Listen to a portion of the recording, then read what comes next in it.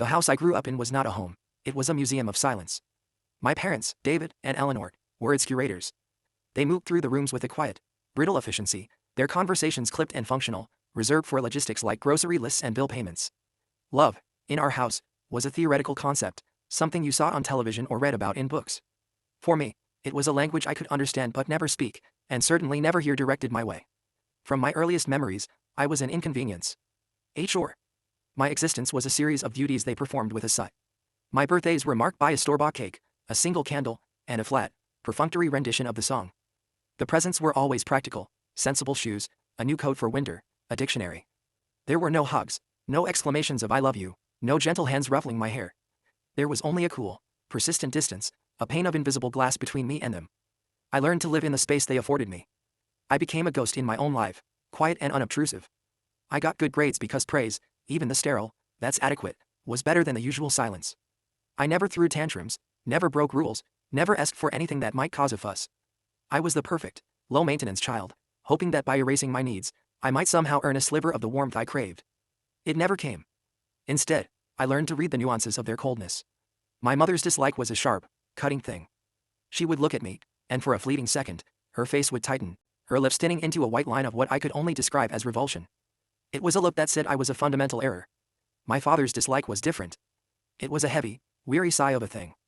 He looked at me with a profound disappointment, as if I were a project that had failed from the very start. He'd avoid my gaze, his shoulders slumping whenever I entered a room, as if my presence physically exhausted him. The only flicker of genuine emotion I ever saw in our house was directed at a photograph on the mantelpiece. It was a silver-framed picture of a young man with a laughing, confident smile and my mother's bright, cornflower blue eyes. He had his arm slung around a much younger Eleanor, his grin infectious. His name was Michael. My uncle. He had died long before I was born. My mother would trace the glass over his face with her finger, a look of such profound, wrenching grief on her face that it made the air in the room thick and hard to breathe. My father would place a hand on her shoulder, a rare moment of contact, and they would stand there, a two-person island of sorrow from which I was eternally excluded. His name was never spoken aloud. He was just the smiling ghost in the silver frame. I spent 25 years in this emotional void. I went to college, moved into my own apartment, and built a life for myself. I forged friendships that were warm and real, and I was constantly astonished by the casual affection my friends received from their families. A phone call just to say hello, a care package during exams, a tearful, proud hug at graduation. These small, simple acts of love felt like exotic miracles to me. I went to therapy, trying to unravel the knot of worthlessness inside me. My therapist was kind. "You can't change them," she'd say. "You can only change how you let them affect you." But I couldn't.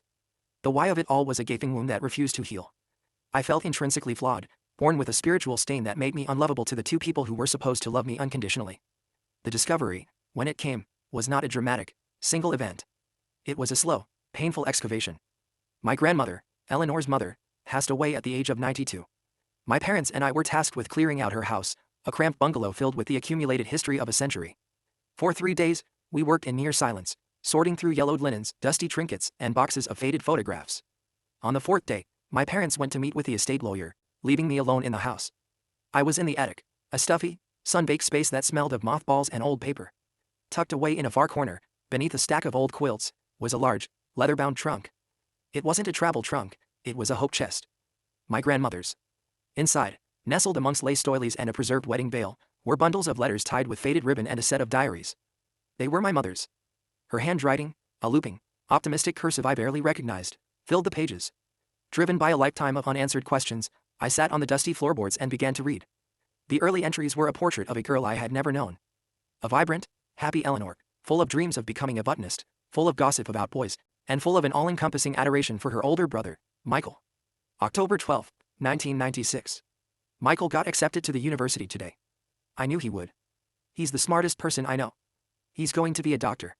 He promised that when he's rich and famous, he'll buy me my own greenhouse. He's my hero. I don't know what I'd do without him. I read on, my heart aching for this girl, this stranger who was my mother. I saw her meet my father, David. I read about their first date, their first kiss. She was hesitant about him, thought he was too serious, too quiet. But Michael approved. "He'll take care of you, Ellie," she wrote, quoting her brother. "He's a good man." So she fell in love. Then, I turned a page and the tenor of the world changed. The date was May 4, 1997. The handwriting was jagged, the ink smudged in places, as if by tears. "It's raining." It was raining last night, too. A horrible, blinding rain. We were coming home from the cinema. Michael was driving. He was telling a joke, something stupid about a penguin, and he was laughing. That's the last thing I remember clearly. His laugh. Then the headlights, the screech of tires on wet asphalt. The world turned into a nightmare of twisting metal and shattering glass. My breath caught in my throat. I could feel the attic dust coat my tongue. I read on, my hands trembling. I woke up in the hospital. Dad was crying. I'd never seen him cry before. He told me Michael was gone. Just, gone. One minute he was there, laughing, and the next he wasn't. It doesn't feel real. He was supposed to be a doctor. He was supposed to buy me a greenhouse. He was my hero. David is here. He holds my hand. He doesn't say much. What is there to say? My world has ended. There is a hole in my chest where my heart used to be. The doctor said I'm lucky. A few broken ribs, a concussion. Lucky. I had to put the diary down. The silence of the attic pressed in on me. I finally understood the depth of the grief surrounding the man in the silver frame. But it still didn't explain me. I picked up the diary again, my fingers tracing the tear-stained words. I flipped forward a few weeks. June 28, 1997. I found out today. I'm pregnant. It must have been at night, a few days before the accident. David and we were celebrating Michael's acceptance. One night of careless joy. And now this. A life is growing inside me, a life that began in the same week that Michael's ended. How is that fair? How can the universe be so cruel?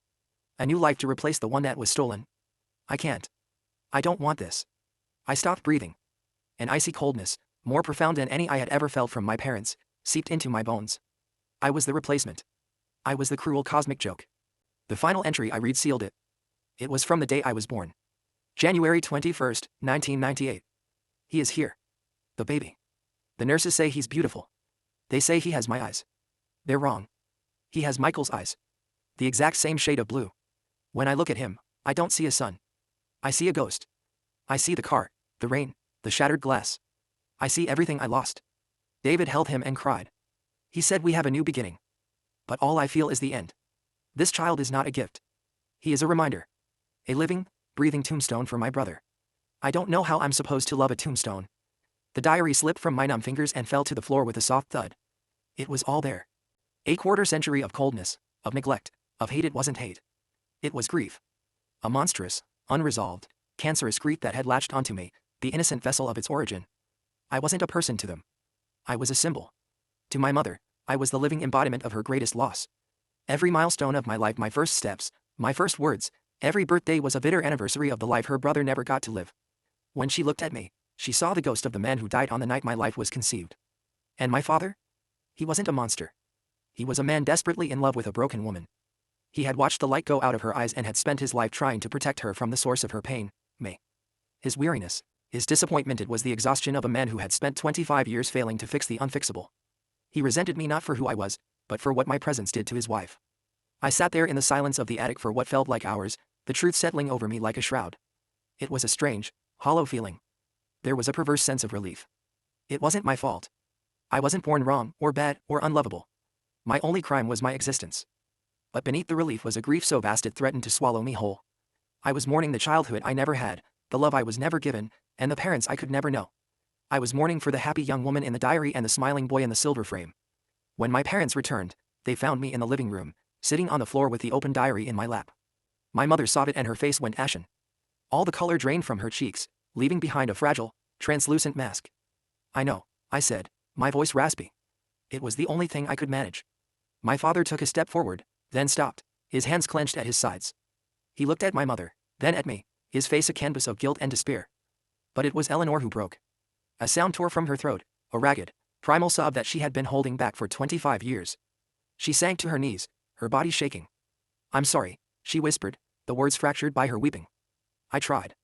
I tried so hard not to see him when I looked at you. But he was always there. Your eyes, they're his eyes. My father knelt beside her, finally putting his arms around her. He looked at me over her shaking shoulders, and for the first time in my life, I saw something other than disappointment in his gaze. I saw regret. Deep, profound regret. She never recovered, he said, his voice thick. And I didn't know how to help her. So I let it happen. I let her push you away. I helped her. It was easier than watching her hurt every single day. I'm so sorry, son. I didn't cry. I had no tears left. I just sat there, the weight of their secrets finally lifted, leaving an empty, desolate space in its place. The hatred I had felt my whole life wasn't personal. In a way, that was the most tragic part of it all. It had nothing to do with me. Things are not perfect now. The past is not a switch you can flip off. We are three broken people, connected by a tragedy that happened before I was even a thought. We started going to family therapy. The sessions are awkward and painful. My mother is learning to separate me from her brother's memory. It's a slow, halting process. Some days she can look at me and smile a real, albeit fragile, smile. Other days, the ghost is still there in her eyes, and the old silence returns. My father is trying to be a dad. He calls me, asks about my work, my life. His voice is still hesitant, like a man learning a new language. But he's trying. As for me, I am learning to forgive. Not for them, but for me. I am learning that I was not a tombstone, but a survivor. I grew in the shadows, but I grew all the same. The silence of my childhood home taught me to listen, and its coldness taught me the value of warmth. I found out why my parents hated me, and the truth was both simpler and more complicated than I could have ever imagined. They didn't hate me. They hated what I represented. And I was just the child caught in the crossfire of a war with a ghost they could never defeat.